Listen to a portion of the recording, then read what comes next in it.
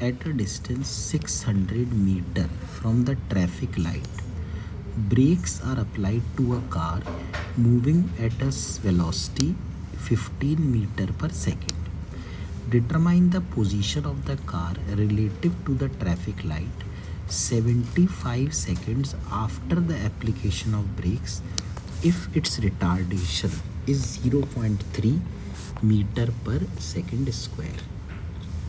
तो ये कह रहे हैं कि एक ट्रैफिक लाइट, सपोज ये है एक ट्रैफिक लाइट, ये है रोड। तो जब एक कार 15 मीटर पर सेकंड से चल रही होती है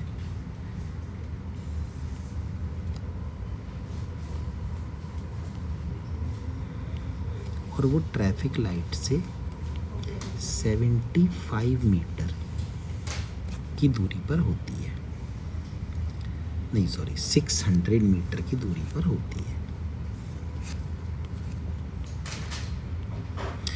तो उसके ब्रेक लगाए जाते हैं और ब्रेक लगाने से जो रिटार्डेशन मिलता है वो 0.3 मीटर पर सेकंड स्क्वायर का मिलता है।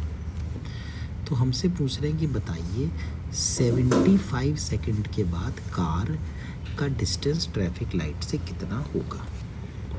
तो इन्होंने टाइम क्या कहा है 75 सेकंड, लेकिन हम ये पता करने की कोशिश करते हैं कि कार को रुकने में समय कितना लगेगा, क्योंकि जब कार रुक जाएगी तो उसके बाद आगे तो जाएगी ही नहीं।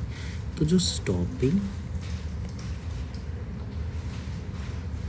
टाइम होता है वो होता है U/R।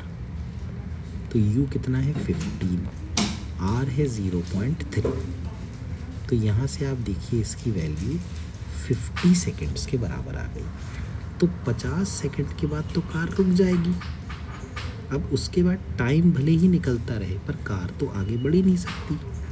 तो कार कितना चली, अगर हम स्टॉपिंग डिस्टेंस को लेते हैं तो स्टॉपिंग डिस्टेंस की वैल्यू होती है U²/2R। तो U² का मतलब हुआ 15 × 15/2 × R। R की वैल्यू कितनी है 0.3। तो ये हट गया। अब देखो 3 × ये 50 हो गया, 2 ये करके 25 हो गया। तो 15 5 होता है 75 और 15 2 30 और 7 375। इसका मतलब कि कार कितना चल पाई है 375 मीटर। तो हमसे पूछ रहे हैं कि बताइए उसका ट्रैफिक लाइट से कितना डिस्टेंस है। तो ये होगा 600 - 375 यानी कितना हो जाएगा टोटल। इसको हम लिख देते हैं 5 9 10 - 5 5 हो गया, 9 - 7 2 हो गया, 5 - 3 2 हो गया। तो 225 मीटर की दूरी पर ये होगी। तो इसका आंसर आ जाएगा 225 मीटर।